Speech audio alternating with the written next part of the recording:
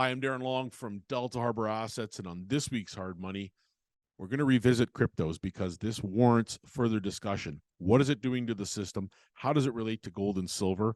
And what lies ahead? Contagion, limited withdrawals. What impact will this have on the overall markets? And how do we deal with it? What's the strategy lying ahead? That and much, much more on Hard Money. Let's go. There are no shortcuts to building wealth today.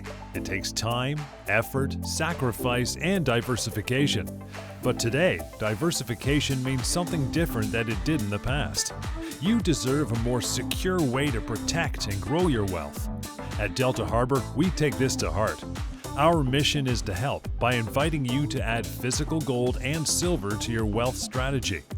Book a free consultation today and let us show you how to protect and grow your wealth through the ownership of physical gold and silver. Let us show you the Delta difference. Hey, we're back. Another Hard Money podcast here. Delta Harbour, where you want to go. Darren and team always ready to fill you in on this part of your portfolio, which we talk about and have been for years, about getting this part up and running in your portfolio. We're talking about precious metals of the real kind, the stuff that you can hold, drop on the floor, break a toe if you want. That's why it's good. Gold and silver, reaching out anytime to Darren and the crew. DeltaHarbor.com, Harbor with a U, because we're Canadian, and it's all about you. By the way, 1-877-323-GOLD, 1-877-323-GOLD. Also on Instagram, Facebook, Twitter, Apple, Spotify, iHeart, Google Podcasts, all that stuff. Search Delta Harbour with a U. Going forward, so Darren, interesting week, man. Where do we start? Crypto crashing, recession. They've arrested that kid from FXT or FTX, whatever the hell it was. Inflation, debt, lower Christmas spending. What's important to you right now, Pao? Where are you guys watching it as this whole? Oh, by the way, but as it relates to gold and silver, but I did want to mention I was watching BNN Bloomberg the other day. I don't know if you watch it. I can't remember his name. He's an Irish guy. He's got gray hair. He's an Irish guy. Talks like this about finances and stuff like that. He was talking about getting physical. I've never heard him talk about this. He was talking about getting physical gold as part of your portfolio.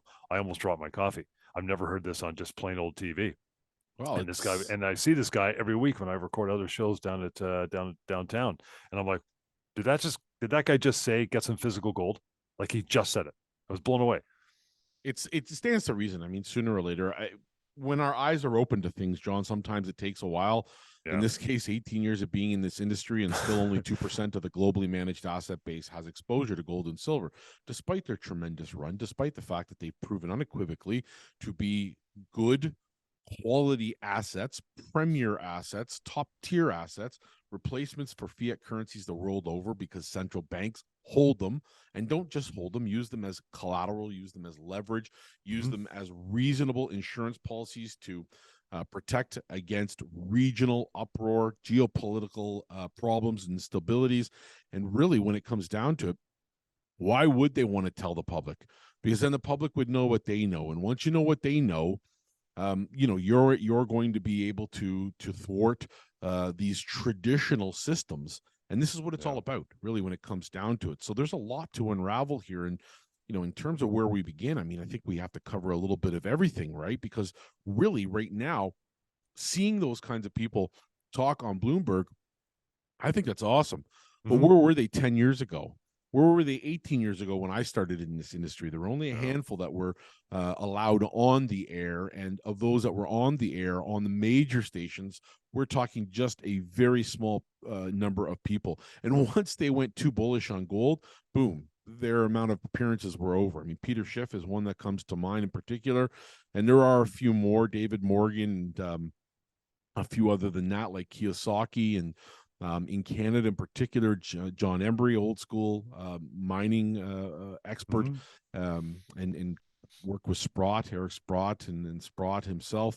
So there are a number of guys who have been out there and been on the public airwaves and had a good opportunity to speak about this situation, but they're few and far between. So when you hear the average guy, just throw that out there. And I know the fellow you're talking about, but his name escapes me for the moment. I know. Yes, every now and then I do see him on Bloomberg, and he's always generally talking about the macroeconomic picture or some particular macro topic. Hearing him say or talk about gold is just a reminder that behind the scenes, this is really what's happening. This is the course change that we're seeing happen, and we're at that part of the cycle where, if you remember my talks about the clock and how it relates to the cycle, when the clock is at 12 o'clock, we end up seeing the high of a market. Stocks just went right by there, and now they're down to the 1 or 2 o'clock. All right.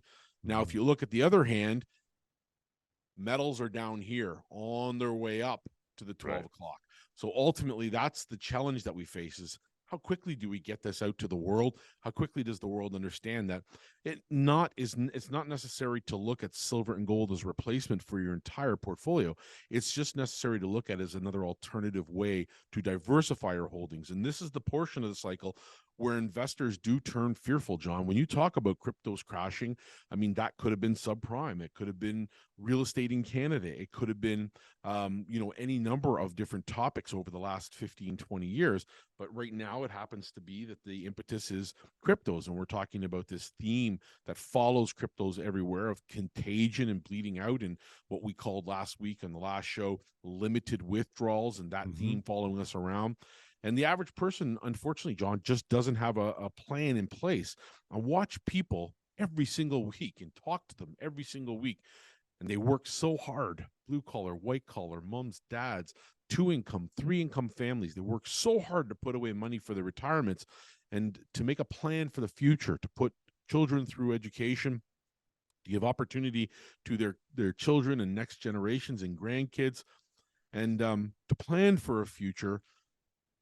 And then post-career, when it comes time for them to enjoy that retirement, there are fleeting moments of joy, John, because they're either A, being forced to go back to work, B, paying off debt that they were forced to accumulate to protect their family and their generational wealth, or C, they have their plans ruined altogether because they're taking the standard advice, which is to stay pat, to hold true, to not worry, because these are long cycles.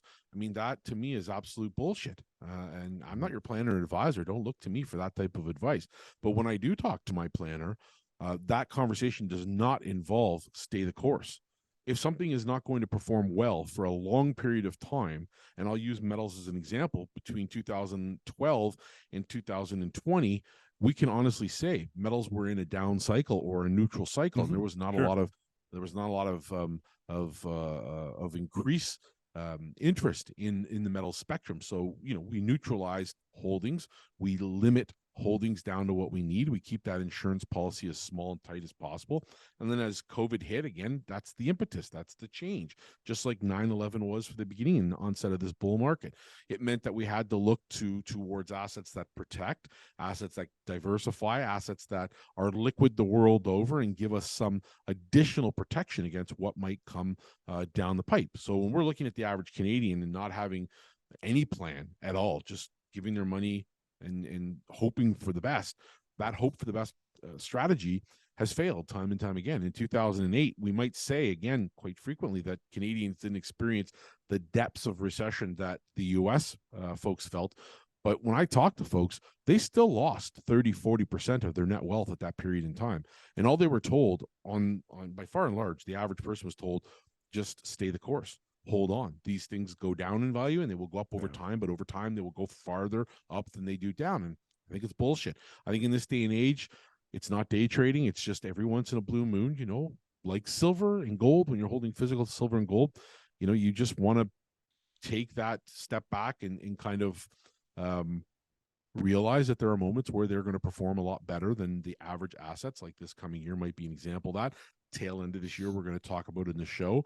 But yeah, there's a lot going on right now. And you mentioned the word cryptos and contagion in cryptos and FTX, and the Sam fella. He's in a lot of trouble. I mean, he big time dwarfs the size of the Ponzi that was being run by Madoff. I mean, I'm telling you, this is insane. And I said on the last show, it's the same thing. Do I believe that a lesson's been learned here? No, not at all. The biggest players involved in this particular in this whole particular game that was being played with people's money have come out and blamed everyone else except for the problems that FTX caused themselves. If you look at the Congress hearings on FTX, you'll see that the CEO who was put in place to see this through is currently already stated that there were no bookkeeping. They were using QuickBooks, right? Yeah, QuickBooks is a okay shit for show. a small business or show. Something like that, right? They were commingling money. And yet they were backed by the likes of Kevin O'Leary's and countless numbers of celebrities and endorsers, economists the world over who talked flying colors about this. For God's sakes, they were on the shirt of every major league umpire as a sponsor for Major League Baseball. They gave countless billions of dollars in donations to running members of the U.S. Senate and the U.S. political industry, because that's what it is. I mean, ultimately, is there going to be a lesson learned from this? Probably not, John. I mean, stupidity is stupidity. It begs more stupidity. And when I see that the lead players not wanting to take responsibility for calling this out and not being better advocates of risk analysis and thinking that everything's just fine and taking the money because they're advocates for FTX and they're getting paid countless sums of dollars, I can't help but think if it could happen with this big an exchange for cryptos, what happens to the smaller exchanges where they're not getting any oversight, where there's not an abundance of people keeping eyes on them? This was a company which had eyes on it constantly, which apparently had regulators checking in with it all the time. Again, loosely because it's an unregulated situation, but there were eyes on this thing left and right. And I would assume that if people are going to invest copious amounts of dollar and tens of millions, hundreds of millions, billions of dollars in storing their cryptos on this exchange or actually buying the FTT tokens, that they do their due diligence and understand this company a bit better, because the warning signs were there long before this crash. And that's the problem with cryptos, right? And now what you're seeing is a rash of people, instead of storing on these exchanges, which are a comfortable medium of exchange, makes it easy for you to keep your crypto liquid. Now you're self-storing. And once you self-store, it's like taking gold and silver home. It's a liquid asset when it's in the hands of a dealer, or when it's in a vault somewhere where you can make a phone call and move the product easy. Right. But when you have it at home, the risk is always the same. Downside is it's not safe and it's not as liquid. And the same can be said of cryptos. If you're keeping in your own wallet, they're not as liquid. You can't get them to an exchange fast enough. That could take, in some instances, days, maybe even a week or plus. So ultimately, there's a lesson to be learned here. What this will be determined by the outcomes and how these people are prosecuted and played out. And liquidity is always going to be an issue, but it harkens back to the original idea and concept. What is a cryptocurrency good for, right? It's not good for what people touted it to be, which is a replacement for gold. That attachment to gold was a leverage mechanism to sell the idea in the first place. Does it mean that I don't think blockchain has practical uses? No, not at all. Do I think cryptocurrencies are going to crash, all of them, and go and burn and never be existing? No, not at all. I definitely believe that some will survive, right? But like anything, when you know little about something, you're taking a huge risk. This is just pure speculation, and you better invest money you can afford to lose, because as we can clearly see, that's exactly what happened and is happening as we speak.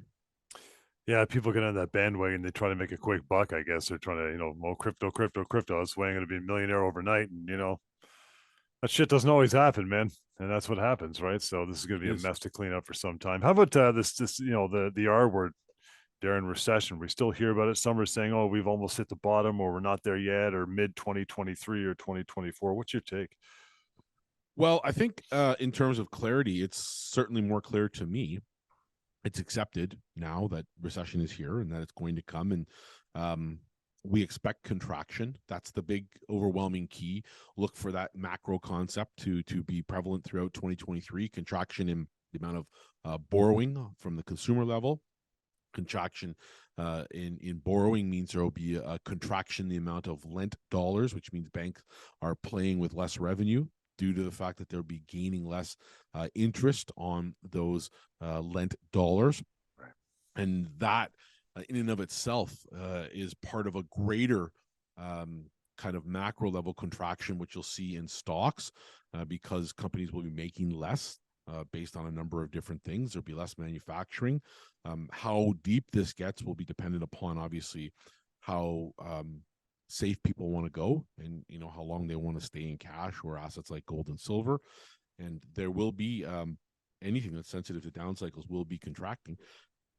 Contraction in lending will decrease overall liquidity, so there'll be less available credit because of it, and big businesses and less interesting companies playing the game of stock buybacks for appearance. So you'll see stock portfolios start to dwindle down, and already we've seen that happen. I mean, if you compare gold and silver against any number of assets on the clear overall board, you'll see against all the indices, they're already performing way better. And what happens as a result of this is that I think we see stagflation. It could be worse than that. I hope not, depression. But I do think we see stagflation. I think we see prices stay high. I think we see wage levels stay here. Certainly, there will be room for some increases in more wage sensitive areas, but I don't think overall wages make too much of a gain because employers can't afford it. And what you're going to see is the cost of everything else stay high. And when that happens, we see stagflation. Hasn't really happened since the 70s, but this will lead to what I believe is going to be survival mode, John. And it'll kick in after the joy of the holiday season, because right now everybody's in a very positive, pumped up mode. Yep. And more than likely, they're going to be big failures next year. Big, huge failures across the board. There are many right now, many signs of weakening output due to the speed and aggressiveness of the hiking moves by central banks. And so that's something we're keeping our eye on.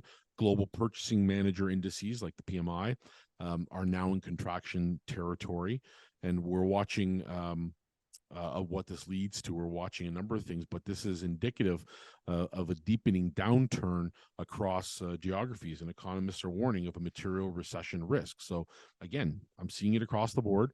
It's going to happen. The consensus forecast right now, and again, this is the headline consensus forecast, is that we expect global GDP next year to rise by just 2.1%. And although that's a positive, excluding the global financial crisis and COVID, this would mark the slowest pace of global growth in 4 decades. Wow. If memory serves me correctly. And that would meet the IMF's definition of a global recession, i.e. growth below 2.5%. So that would definitely be global recession.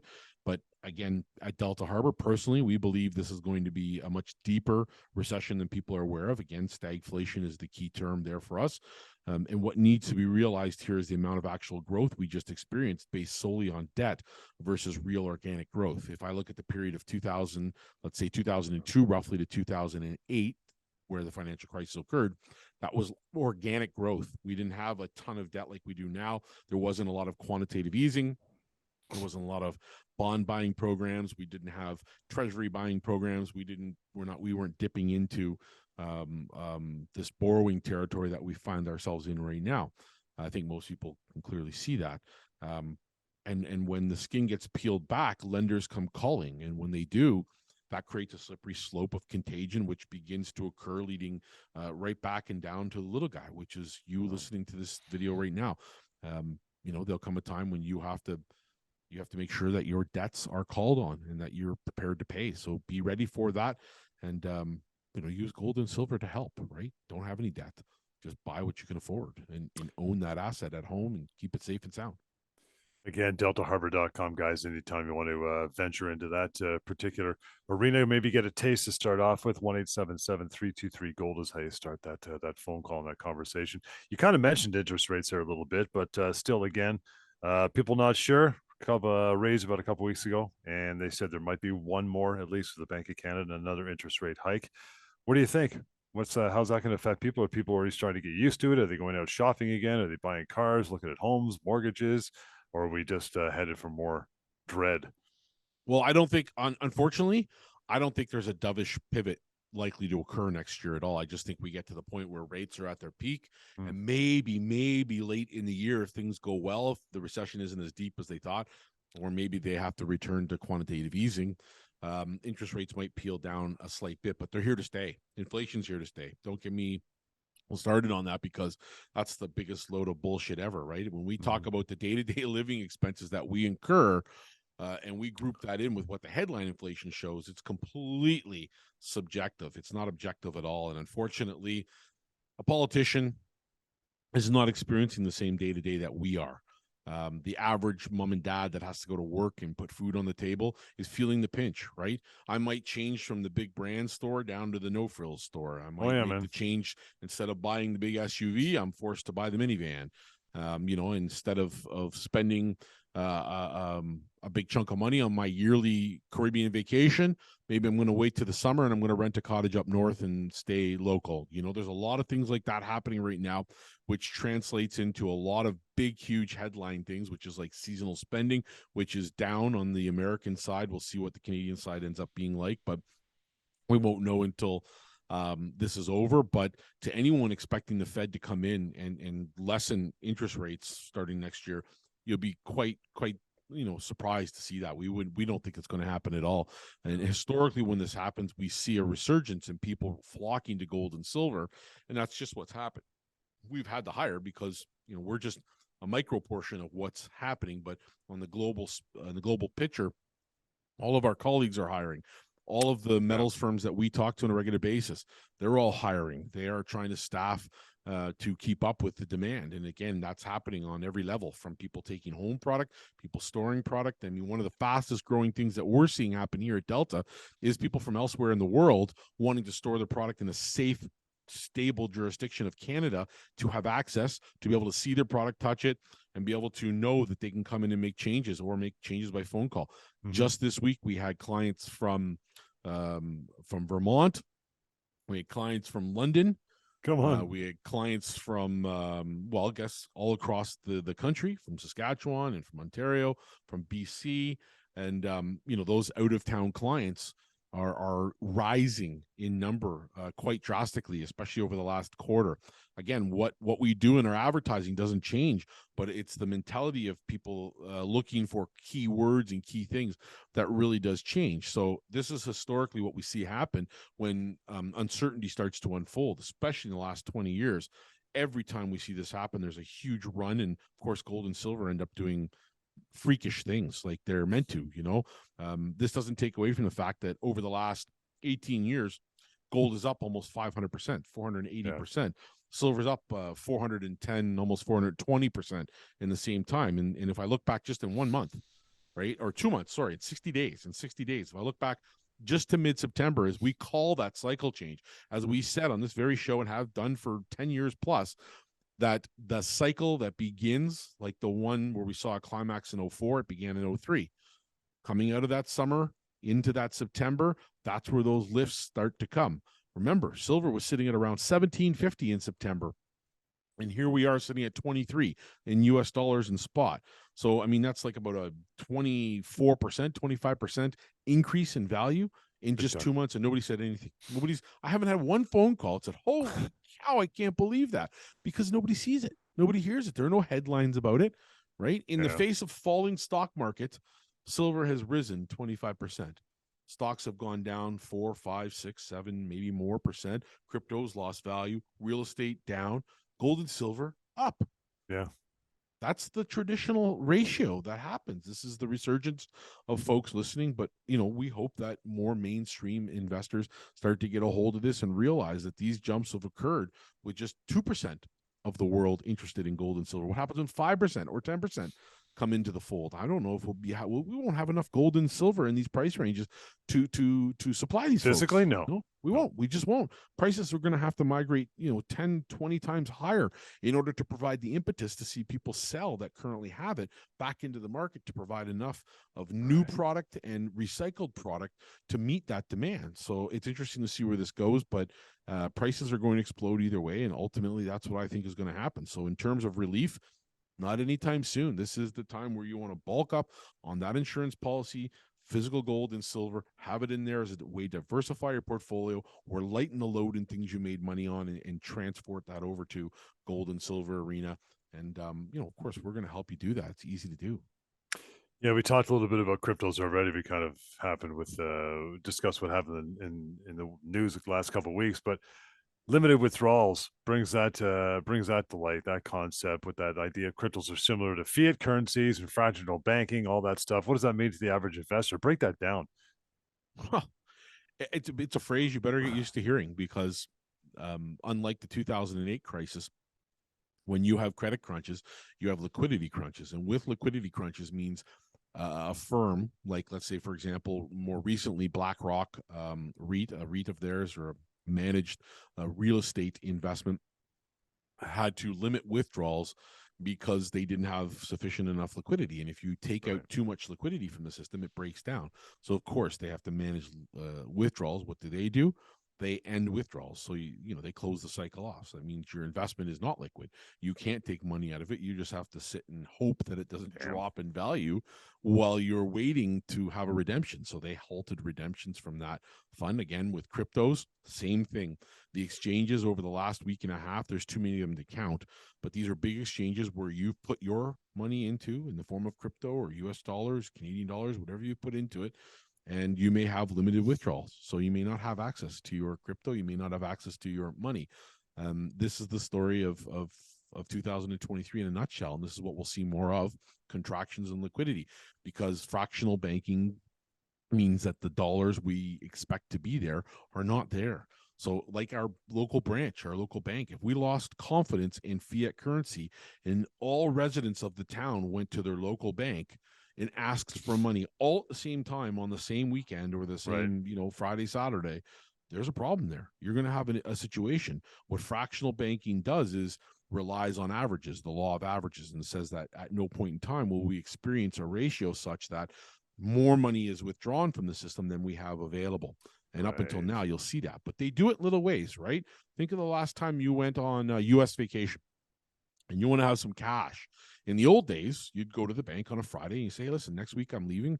I need $5,000 in US dollars. Hey, no problem. I'll get that for you right away, Darren. It's not an issue whatsoever. Now, you got to call ahead, Darren. We have to prepare for that. We don't have that just on hand readily available. And if we do, we can't just give it all to you. We have to share that with everybody else who wants US dollars. Yeah. Fractional banking at its finest. That's the way they do it. You only have so much on hand, so much inventory, just in time inventory. They don't do it like they used to do in the old days. And, you talk to bank managers at heart, put the truth serum in them. They'll admit it to you. If you're a good client, mine does. They don't have any qualms telling you that the banking system is not ready for a system failure. They're not prepared for a big, huge shutdown in the industry or withdrawal in the industry, anything like that. They're not prepared at all whatsoever. There's so much debt to actual dollars that has been put into the system in the last 10, 15 years that I don't even think they've done the work to understand or comprehend what that looks like if you have even 50% of your investors call on their holdings. So if you were to see 50% of a fund try to liquidate all at the same time, my gosh, you have chaos. You'd have limited withdrawals, and that's what you're going to get. So the beauty of this FTX story is in the fact that people love the idea of unregulated option to have money travel around the globe free of borders and with the perceived soundness of, let's say, an asset like gold or silver, because that is what the big names in the industry said it would be like and guaranteed us all would replace. When you heard people talking about Bitcoin, it was being touted as the replacement for gold. Okay. Well, gold is, even on the year right now, down 0.5% as we're taping this show today. Bitcoin is down 64%, 68%, something like that on the year. Some alternative to gold that proved to be. As far as I'm concerned, unless you're a speculative investor and you're looking to literally put money into the casino, cryptos are not mature enough yet to be a replacement for anything. They're just the Wild West right now. It is unregulated. And you should know that as an investor, that there is no good outcome for FTX investors who lost their money. There's no way they're going to recover that money. And even if they do recover money, only the people at the very top end are going to get anything back. You're never, as a small investor, if you put your 10 grand into that place, you're done. It's gone. You're done. You're never getting it back. You write it off, and there's nothing you can do about it. Sorry. And that's exactly what didn't happen. It's not a replacement for gold, and cryptocurrencies never will be a replacement for gold, as far as I'm concerned. They're just another way to envision barter in some way, shape, or form. We use fiat on a daily basis. That's a barter system. We give money in exchange for goods and services. We do barter straight, service to service. We do person to person. Cryptos to service, cryptos to goods.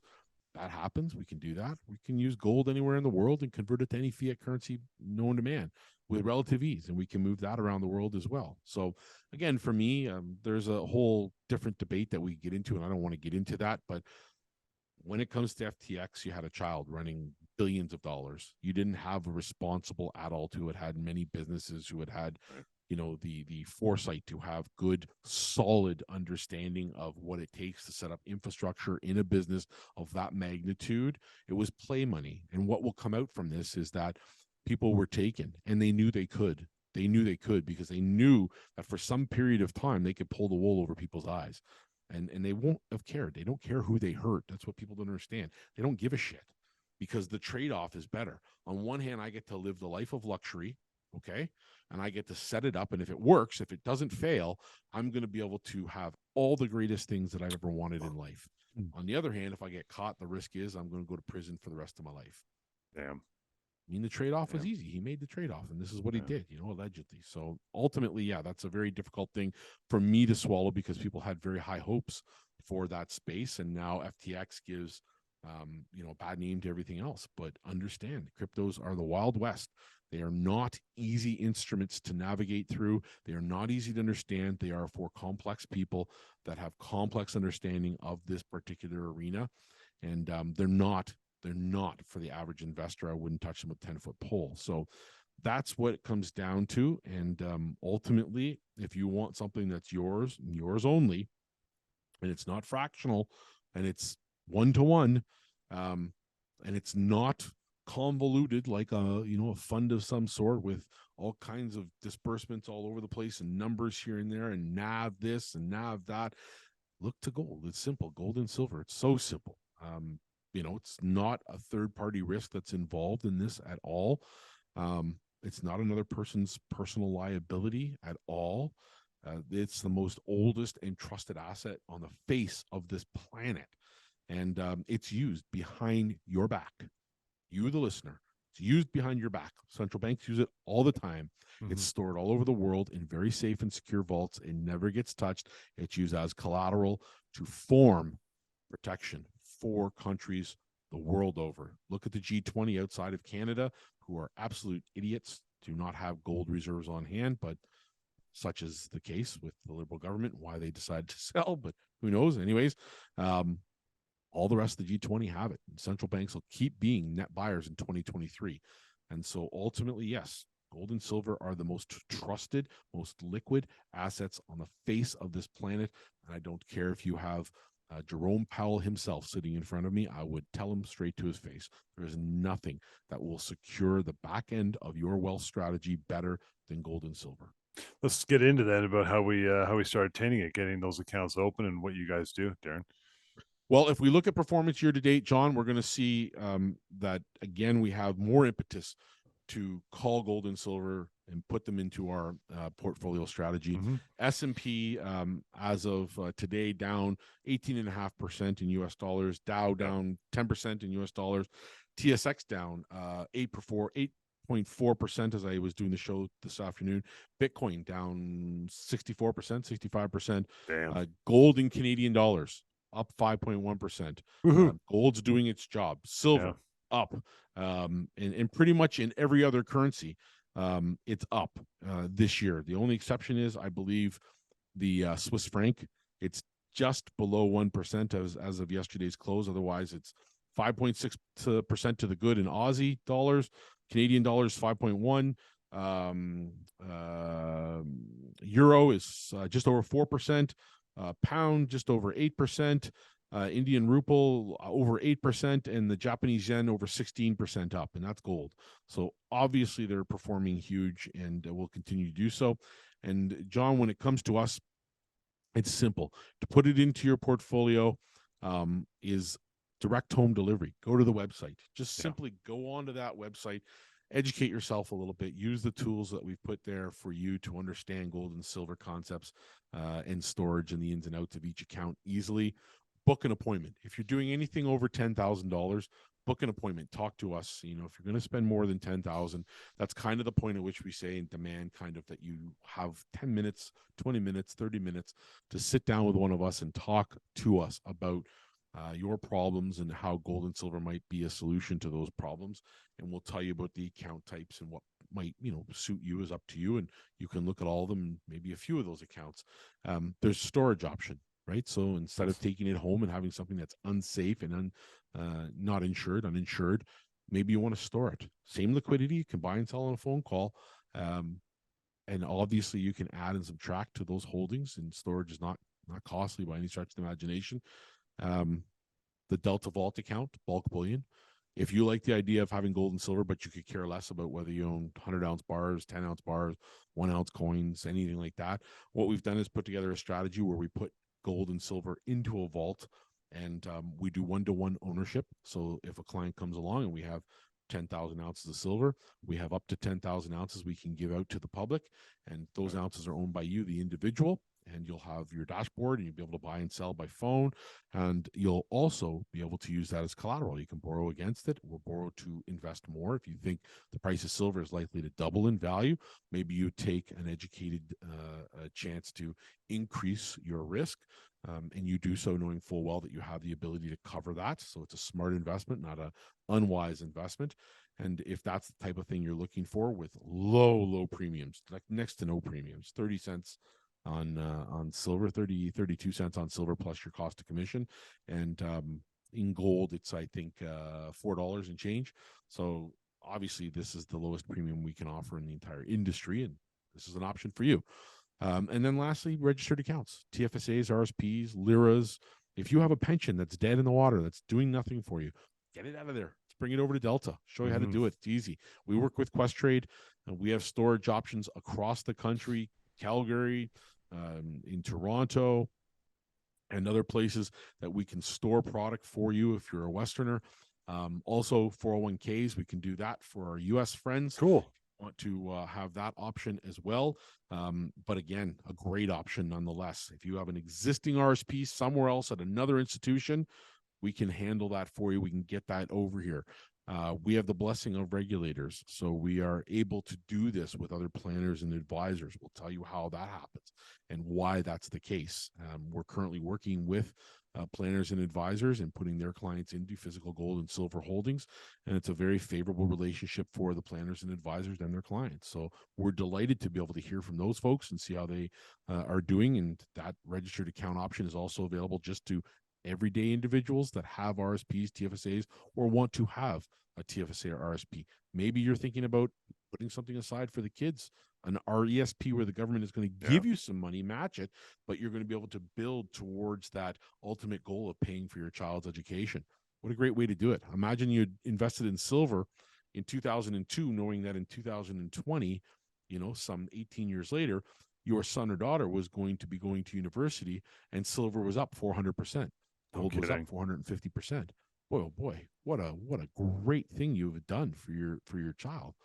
So ultimately we have those options, but it all starts with a visit or a phone call.